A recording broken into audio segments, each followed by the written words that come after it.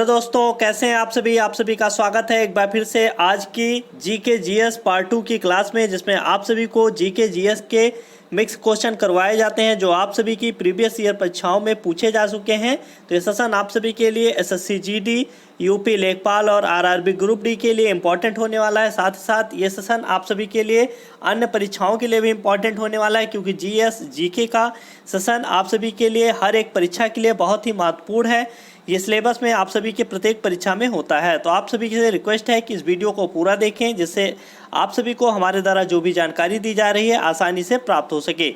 आप सभी को बताना चाहेंगे, अगर आपने अभी तक हमारे YouTube channel study with Tiwari ji को सब्सक्राइब नहीं किया है तो इसे आज ही सब्सक्राइब कर लीजिए। साथ ही साथ अगर आपको ये वीडियो पसंद आता है तो इसे लाइक और शेयर ज़रूर कीजिए अपने दोस्तों और अपने जानकारों के साथ, जिससे उनको भी हमारे द्वारा जो भी जानकारी यहाँ पर दी जा रही है प्राप्त हो सके।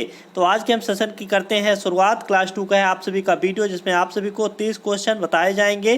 तो आप सभी का ये सेशन बहुत ही महत्वपूर्ण होने वाला है हर एक परीक्षा के लिए। आइए करते हैं अपने सेशन की शुरुआत। पहला क्वेश्चन आप सभी के सामने है, पूछा गया, बताइए गांधी इरविन समझौता किस वर्ष हुआ था। अब 4 ऑप्शन आप सभी के सामने हैं। 5 मार्च 1932, 5 मार्च 1931, 5 मार्च 1930 और 5 मार्च 1933। आप सभी का सही आंसर क्या हो जाएगा? गांधी इरविन समझौता किस वर्ष हुआ था? तो आप सभी का सही आंसर क्या हो जाएगा? तो 5 मार्च 1931 इसका सही आंसर हो जाएगा। गांधी इरविन समझौता कब हुआ था? तो 5 मार्च वर्ष 1931 में हुआ था। अगर आप सबसे गोलमेज सम्मेलन की बात की जाती है तो आप सभी का गोलमेज सम्मेलन कब कब हो जाएगा? तो पहला गोलमेज सम्मेलन 1930 में हुआ था। इसी तरीके से दूसरा गोलमेज सम्मेलन वर्ष 1931 में हुआ था और तीसरा गोलमेज सम्मेलन वर्ष 1932 में हुआ था। तो आप सभी से यहाँ पर तीनों गोलमेज सम्मेलन के बारे में बताया गया है। अगर आप सभी से पूछा जाता है कि गांधी जी द्वारा किस गोलमेज सम्मेलन में भाग लिया गया था, तो आप सभी का सही आंसर क्या हो जाएगा? तो दूसरे गोलमेज सम्मेलन में गांधी जी द्वारा भाग लिया गया था। आप सभी को याद कर लेना है, आप सभी के लिए इंपॉर्टेंट पॉइंट है। आइए देखते हैं दूसरा क्वेश्चन। आप सभी का दूसरा क्वेश्चन है, पूछा गया, बताइए विश्व बैंक का मुख्यालय कहाँ पर स्थित है। 4 ऑप्शन आप सभी के सामने हैं। Washington DC, the Hague, New York और काठमांडू। आप सभी को बताना है इसका सही आंसर क्या हो जाएगा। विश्व बैंक का मुख्यालय कहाँ पर स्थित है? तो आप सभी का इसका सही आंसर क्या हो जाएगा? तो वाशिंगटन डीसी इसका सही आंसर हो जाएगा। तो विश्व बैंक का मुख्यालय कहाँ पर स्थित है? तो वाशिंगटन डीसी में स्थित है। अगर आप सभी से पूछा जाता है कि द हेग पर कहाँ का मुख्यालय स्थित है, तो अंतर्राष्ट्रीय न्यायालय का मुख्यालय स्थित है। किसका? तो अंतर्राष्ट्रीय न्यायालय का। अंतर्राष्ट्रीय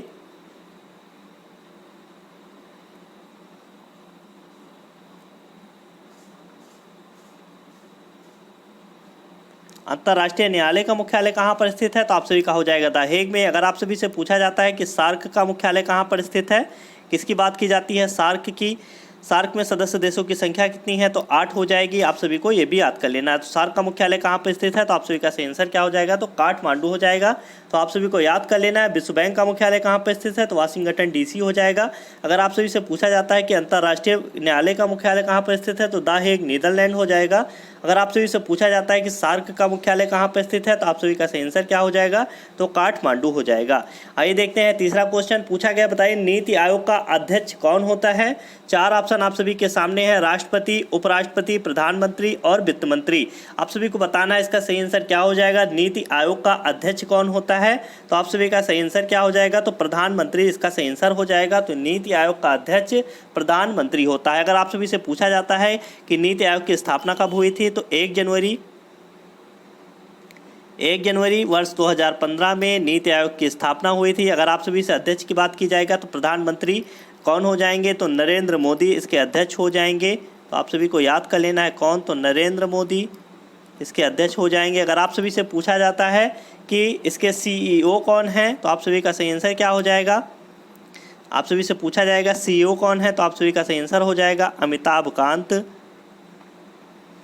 अमिताभ कांत इसका सही आंसर हो जाएगा। अगर आप सभी से उपाध्यक्ष पूछा जाएगा कि उपाध्यक्ष कौन है, तो कौन हो जाएंगे? तो डॉक्टर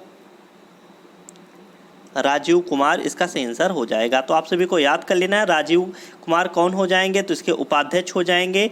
अगर आप सभी से पूछा जाएगा CEO कौन है, तो अमिताभ कांत हो जाएंगे।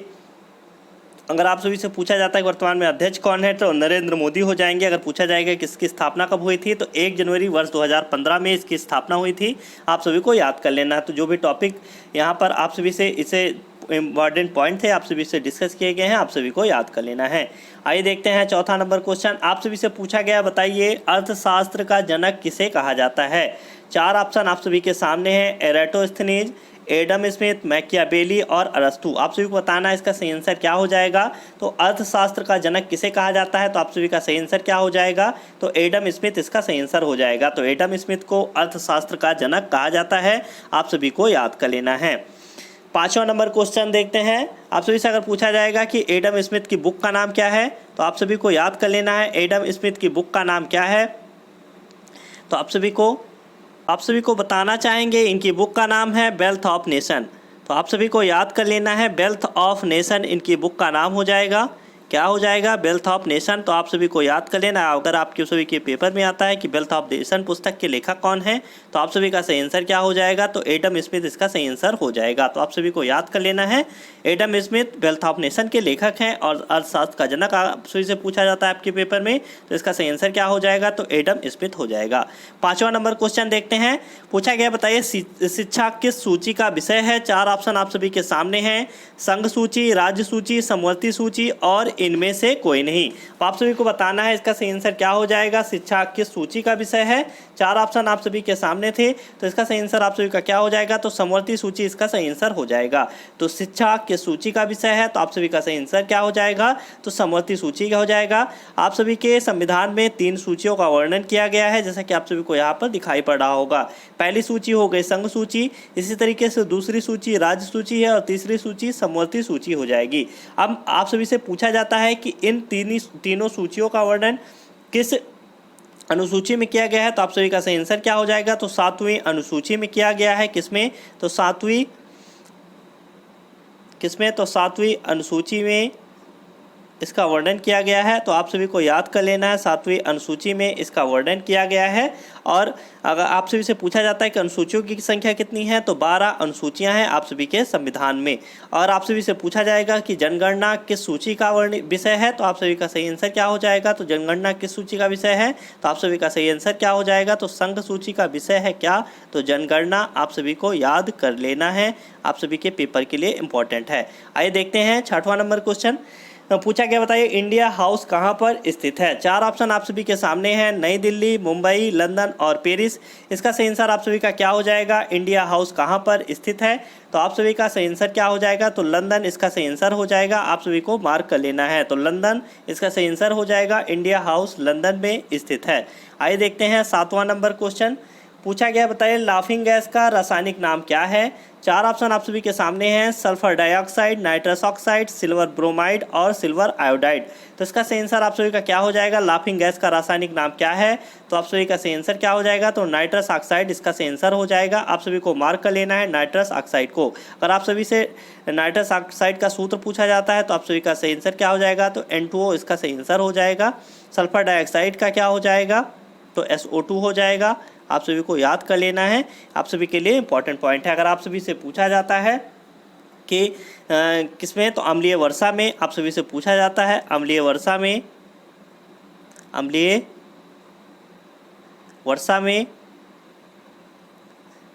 अम्लीय वर्षा का कारण क्या है, तो सल्फर डाइऑक्साइड और नाइट्रोजन ऑक्साइड दोनों का मिक्सचर होता है अम्लीय वर्षा में, यही आप सभी का मुख्य कारण हो जाएगा। आइए देखते हैं 8वां नंबर क्वेश्चन। पूछा गया है, बताइए भारत में पहली बार बैंकों का राष्ट्रीयकरण कब हुआ था। किसका, तो बैंकों का राष्ट्रीयकरण कब हुआ था, आप सभी के पेपर में पूछा जाता है क्वेश्चन मुख्य रूप से। 4 ऑप्शन आप सभी के सामने है, वर्ष 1951, वर्ष 1969, वर्ष 1947 और वर्ष 1930। 4 ऑप्शन आप सभी के सामने हैं, तो इसका सही आंसर आप सभी का क्या हो जाएगा, तो वर्ष 1969 में भारत में पहली बार बैंकों का राष्ट्रीयकरण हुआ था। कितने बैंकों का राष्ट्रीयकरण हुआ था, तो 14 बड़े बैंकों का राष्ट्रीयकरण हुआ था। तो आप सभी को याद कर लेना है, तो भारत में पहली बार 14 बड़े बैंकों का राष्ट्रीयकरण कब हुआ था, तो वर्ष 1969 में हुआ था। आप सभी को याद कर लेना है। आइए देखते हैं 9वां नंबर क्वेश्चन आप सभी से पूछा गया, बताइए मुद्रा राक्षस के लेखक कौन हैं। 4 ऑप्शन आप सभी के सामने हैं, कालिदास, विशाखदत्त, अबुल फजल और चंद्रबरदाई। आप सभी को बताना है इसका सही आंसर क्या हो जाएगा। तो मुद्रा राक्षस के लेखक कौन हो जाएंगे, तो विशाखदत्त इसका सही आंसर हो जाएगा। अगर आप सभी से पूछा जाता है कि अकबरनामा के लेखक कौन है, तो अबुल फजल हो जाएंगे। किसके लेखक, तो अकबरनामा के लेखक। अगर आप सभी से पूछा जाता है कि पृथ्वीराज रासो के लेखक कौन है, पृथ्वीराज रासो के लेखक कौन है, तो चंद्रबरदाई हो जाएंगे। तो आप सभी को याद कर लेना है। अगर आप सभी से पूछा जाता है अभिज्ञान शाकुंतलम किसकी रचना है, किसकी, अभिज्ञान शाकुंतलम किसकी रचना है, तो आप सभी को याद कर लेना है, कालिदास इसका सही आंसर हो जाएगा। आइए देखते हैं 10 नंबर क्वेश्चन पूछा गया, बताइए रूसी क्रांति कब हुई थी। 4 ऑप्शन आप सभी के सामने हैं, वर्ष 1920, वर्ष 1947, वर्ष 1917 और वर्ष 1921। आप सभी का सही आंसर क्या हो जाएगा, तो इसका सही आंसर आप सभी का हो जाएगा वर्ष 1917 में रूसी क्रांति हुई थी। आप सभी को याद कर लेना है, आपके पेपर के लिए इंपॉर्टेंट है। तो वर्ष 1917 में रूसी क्रांति हुई थी। आइए देखते हैं next number question. 11 number question में आप सभी से पूछा गया, बताइए लोकसभा में किसी विधेयक को धन विधेयक के रूप में कौन प्रमाणित करता है। अब 4 ऑप्शन आप सभी के सामने हैं, लोकसभा सदस्य, लोकसभा अध्यक्ष, राष्ट्रपति 2 व 3 दोनों। तो आप सभी को बताना है इसका सही आंसर क्या हो जाएगा। तो इसका सही आंसर क्या हो जाएगा, तो लोकसभा अध्यक्ष इसका सही आंसर हो जाएगा। तो लोकसभा में किसी विधेयक को धन विधेयक के रूप में कौन प्रमाणित करता है, तो आप सभी का सही आंसर क्या हो जाएगा, तो लोकसभा अध्यक्ष हो जाएगा। आप सभी को याद कर लेना है। अगर आप सभी से पूछा जाता है कि वर्तमान में कौन सी लोकसभा कार्यरत है, तो आप सभी का सही आंसर क्या हो जाएगा, तो वर्तमान में 17वीं लोकसभा कार्यरत है। अगर आप सभी से पूछा जाता है कि वर्तमान में लोकसभा के अध्यक्ष कौन है, तो आप सभी का सही आंसर क्या हो जाएगा, तो ओम बिरला इसका सही आंसर हो जाएगा। तो आप सभी को याद कर लेना है, ओम बिरला इसका सही आंसर हो जाएगा।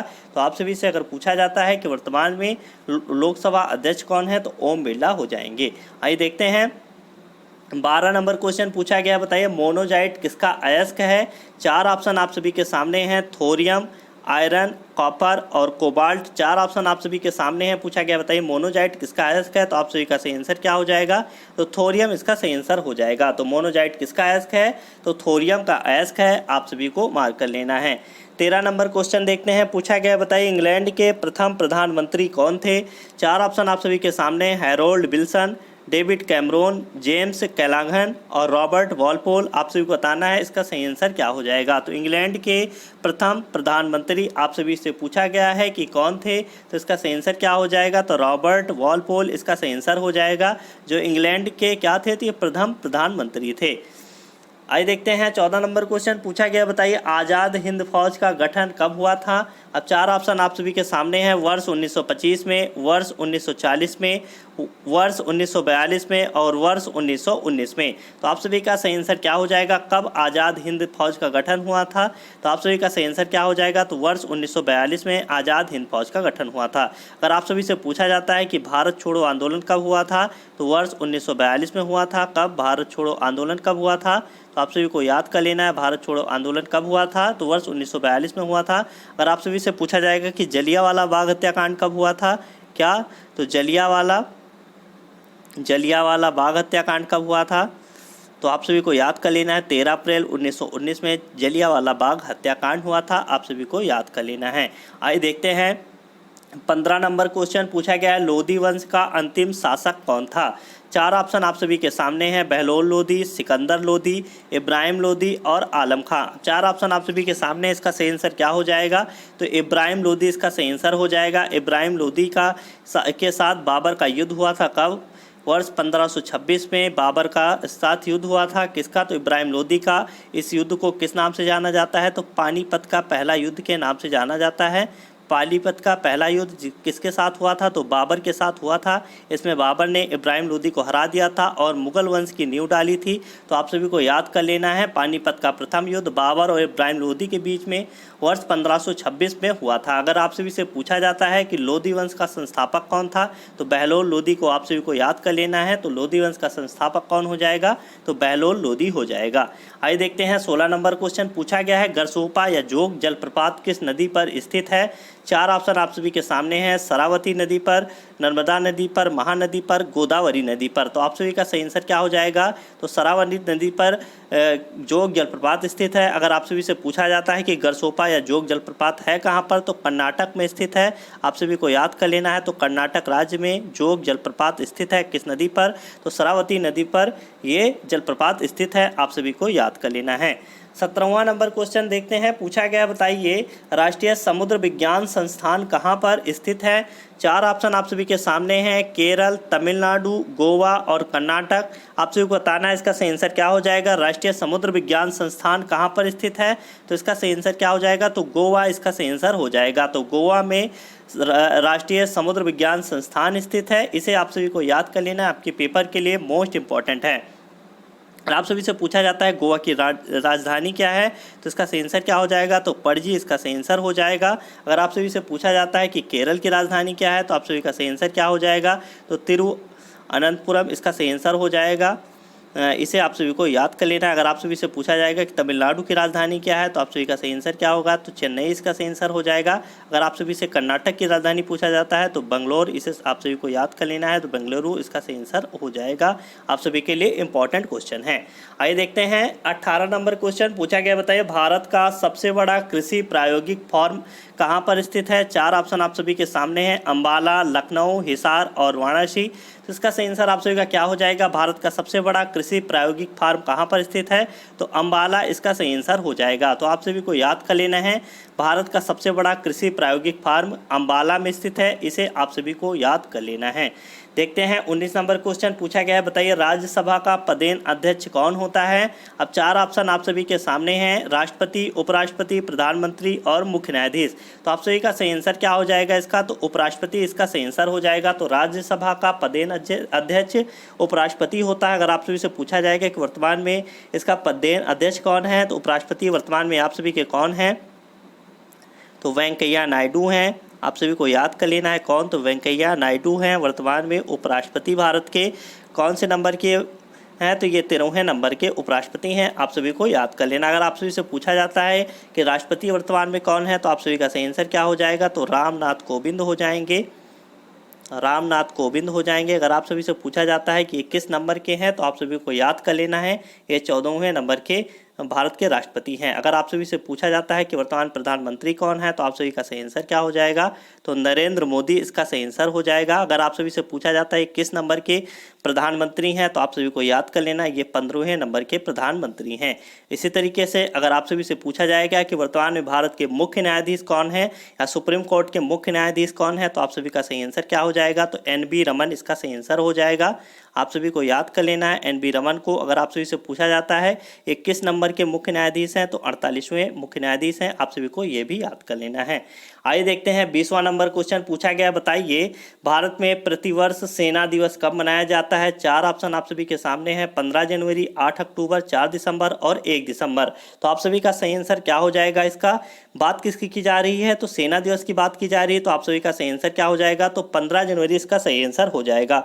अगर आप सभी से पूछा जाता है कि नौसेना दिवस कब मनाया जाता है, तो आप सभी का सही आंसर क्या हो जाएगा? इंडियन नेवी डे कब मनाया जाता है? तो 4 दिसंबर इसका सही आंसर हो जाएगा। तो नौसेना दिवस 4 दिसंबर हो जाएगा। अगर आप सभी से पूछा जाता है कि वायुसेना दिवस कब मनाया जाता है, तो आप सभी का सही आंसर क्या हो जाएगा? तो 8 अक्टूबर इसका सही आंसर हो जाएगा। अगर आप सभी से पूछा जाता है कि 1 दिसंबर को कौन सा दिवस मनाया जाता है, तो एड्स दिवस मनाया जाता है। इसे भी आप सभी को याद कर लेना है। तो एड्स दिवस 1 दिसंबर को मनाया जाता है। तो आप सभी को याद कर लेना है, 1 दिसंबर को एड्स दिवस मनाया जाता है, 4 दिसंबर को नौसेना दिवस, इसी तरीके से 8 अक्टूबर को वायुसेना दिवस मनाया जाता है। और आप सभी से पूछा जाएगा कि बताइए थल सेना दिवस कब मनाया जाता है, तो जो कि आप सभी के क्वेश्चन पूछा गया है, तो आप सभी का सही आंसर क्या हो जाएगा? तो 15 जनवरी हो जाएगा।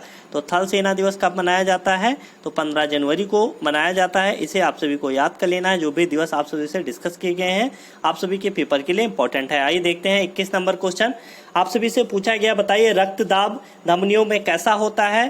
चार ऑप्शन आप सभी के सामने हैं, उच्च, निम्न, सामान्य और इनमें से कोई नहीं। आप सभी को बताना है इसका सही आंसर क्या हो जाएगा कि रक्तचाप धमनियों में कैसा होता है। तो आप सभी का सही आंसर क्या हो जाएगा, तो उच्च होता है। इसे आप सभी को याद कर लेना है। तो रक्तदाब या रक्तचाप धमनियों में कैसा होता है, तो उच्च होता है। अगर आप सभी से पूछा जाएगा एक समान मनुष्य का रक्तदाब कितना होता है, रक्तचाप कितना होता है, तो 120/80 mmHg होता है। आप सभी को इसे याद कर लेना है। तो 120/80 mmHg इसे आप सभी को याद कर लेना है। आइए देखते हैं नेक्स्ट नंबर क्वेश्चन पूछा गया है, बताइए चक्रवात आने का कारण क्या होता है। चार ऑप्शन आप सभी के सामने हैं, निम्न दाब, उच्च दाब, उपर्युक्त दोनों और इनमें से कोई नहीं। आप सभी को बताना है इसका सही आंसर क्या हो जाएगा, चक्रवात आने का कारण क्या है। तो इसका सही आंसर क्या हो जाएगा, तो निम्न दाब इसका सही आंसर हो जाएगा। आप सभी को मार्क कर लेना है, आप सभी के लिए इंपॉर्टेंट पॉइंट है। तो निम्न दाब के कारण चक्रवात आता है, इसे आप सभी को याद कर लेना है। 23 नंबर क्वेश्चन में आप सभी से पूछा गया है कि भारत में प्रथम रेलगाड़ी किसके शासनकाल में चलाई गई थी। Lord Ripon, Lord Canning, Lord Dalhousie और लॉर्ड कर्जन, चार ऑप्शन आप सभी के सामने हैं। तो इसका सही आंसर आप सभी का क्या हो जाएगा, इसका सही आंसर आप सभी का हो जाएगा लॉर्ड डलहौजी के कार्यकाल में भारत में प्रथम रेलगाड़ी चलाई गई थी। अब इसका नाम क्या था, तो आप सभी को हम बताना चाहेंगे इसका नाम क्या था, तो ब्लैक ब्यूटी था। आप सभी को याद कर लेना है, ब्लैक ब्यूटी इसका नाम था। इस रेलगाड़ी का नाम क्या था, तो ब्लैक ब्यूटी था। इसे आप सभी को याद कर लेना है, आप सभी के पेपर के लिए इम्पोर्टेंट होने वाला है। तो आप सभी को अगर आप सभी से पूछा जाता है कि भारतीय रेलवे बोर्ड की स्थापना कब हुई थी, तो मार्च 1905 में हुई थी। कब, मार्च 1905 में भारतीय रेलवे बोर्ड की स्थापना हुई थी। इसे आप सभी को याद कर लेना है। तो मार्च 1905 में भारतीय रेलवे बोर्ड की स्थापना हुई थी। अगर आप सभी से पूछा जाता है कि भारतीय रेल का राष्ट्रीयकरण कब हुआ था, तो आप सभी का सही आंसर क्या हो जाएगा, तो वर्ष 1950 में भारतीय रेल का राष्ट्रीयकरण हुआ था। इसे भी आप सभी को याद कर लेना है। आप सभी के लिए इंपॉर्टेंट पॉइंट जो भी यहाँ पर डिस्कस किए जा रहे हैं बहुत ही इंपॉर्टेंट पॉइंट है। अगर आप सभी से पूछा जाता है कि जो ट्रेन चलाई गई थी ये कब चलाई गई थी, तो आप सभी का सही आंसर क्या हो जाएगा, तो 16 अप्रैल 1853 को 16 अप्रैल 1853 में भारत में प्रथम रेलगाड़ी चलाई गई थी। किसके शासनकाल में, तो लॉर्ड डलहौजी के शासनकाल में चलाई गई थी। इसका नाम आप सभी को हमने बता दिया है, ब्लैक ब्यूटी थी। अगर पूछा जाएगा कि कहां से कहां तक चलाई गई थी, तो आप सभी का सही आंसर क्या हो जाएगा, तो मुंबई से ठाणे के बीच में चलाई गई थी। तो इसे भी आप सभी को याद कर लेना है। तो मुंबई से कहाँ तक, तो ठाणे तक आप चलाई गई थी। कितने किलोमीटर चलाई गई थी, तो इसे भी आप सभी को याद कर लेना है। तो 34 किलोमीटर डिस्टेंस के लिए ये चलाई गई थी। कब, तो 16 अप्रैल 1853 को। इसे भी आप सभी को याद कर लेना है। आइए देखते हैं नेक्स्ट नंबर क्वेश्चन पूछा गया है, बताइए वर्ष 1556 में पानीपत की दूसरी लड़ाई किसके किसके बीच हुई थी। चार ऑप्शन आप सभी के सामने हैं, बाबर और इब्राहिम लोदी, अकबर व हेमू, अकबर व महाराणा प्रताप और मराठा और अहमद शाह अब्दाली। अब आप सभी को बताना है इसका सही आंसर क्या हो जाएगा। बात कब किसकी की जा रही है, तो 1556 की बात की जा रही है, पानीपत के द्वितीय युद्ध की। तो हमने इससे पहले आप सभी को बताया था कि पानीपत का प्रथम युद्ध किसके किसके बीच हुआ था। तो ये आप सभी का बाबर व इब्राहिम लोदी के बीच में कौन सा युद्ध हुआ था, तो पानीपत का पहला युद्ध हुआ था। इसे आप सभी को याद कर लेना है। तो पानीपत का पहला युद्ध कब हुआ था, तो 1526 में हुआ था। आप सभी को याद कर लेना है। अगर आप सभी से पूछा जाता है कि अकबर व हेमू के बीच में कौन सी लड़ाई हुई थी, जो आप सभी के क्वेश्चन पूछा गया है, तो वर्ष 1556 में पानीपत की दूसरी लड़ाई हुई थी। क्या, तो पानीपत की दूसरी लड़ाई कब हुई थी, तो 1556 में हुई थी। इसी तरीके से अगर आप सभी से पूछा जाएगा अकबर व महाराणा प्रताप के बीच में कौन सा युद्ध हुआ था, तो हल्दी घाटी का युद्ध हुआ था। कौन सा युद्ध, तो हल्दी घाटी का युद्ध हुआ था। कब, तो 1576 में हुआ था। आप सभी को याद कर लेना है। अगर आप सभी से पूछा जाता है कि मराठा व अहमद शाह अब्दाली के बीच में युद्ध हुआ था, उसे किस नाम से जाना जाता है, तो पानीपत का तृतीय युद्ध के नाम से जाना जाता है। कब हुआ था, तो वर्ष 1761 में हुआ था। इसे आप सभी को याद कर लेना है। तो वर्ष 1761 में मराठा व अहमद शाह अब्दाली के बीच में पानीपत का तृतीय युद्ध हुआ था। बाबर व इब्राहिम लोदी के बीच 1526 में क्या हुआ था, तो पानीपत का प्रथम युद्ध हुआ था। इसमें बाबर की जीत हुई थी। अगर आप सभी से पूछा जाएगा कि पानीपत का द्वितीय युद्ध कब हुआ था, तो 1556 में हुआ था, अकबर व हेमू के बीच में, जिसमें अकबर विजयी रहा था। हल्दी घाटी के युद्ध हुआ था 1576 में हुआ था, अकबर व महाराणा प्रताप के बीच। इसमें कौन जीता था, तो अकबर की विजय हुई थी।